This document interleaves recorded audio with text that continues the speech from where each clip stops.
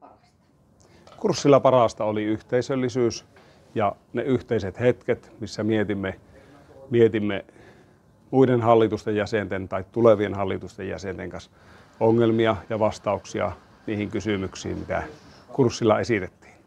Lisäksi kurssilla oli parasta se, että huolellisesti käytiin läpi hallituksen vastuut, hallituksen merkitys strategiatyössä ja hallituksen ja toimitusjohtajan välinen työskentely.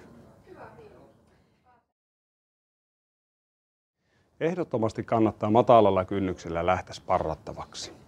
Tässä meillä sparriryhmässä oli kokeneempia henkilöitä, millä oli usean vuoden kokemus hallitustyöskentelystä. Osa henkilöistä oli vasta aloittelemassa mahdollista hallitustyöskentelyuraa.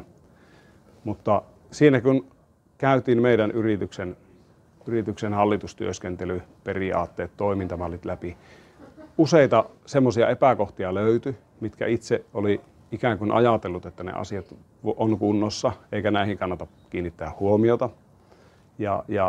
Tämä tuo semmoista raikkautta ja uutta kulmaa siihen. Eli matalalla kynnyksellä ehdottomasti mukaan siihen. Se on avaava kokemus.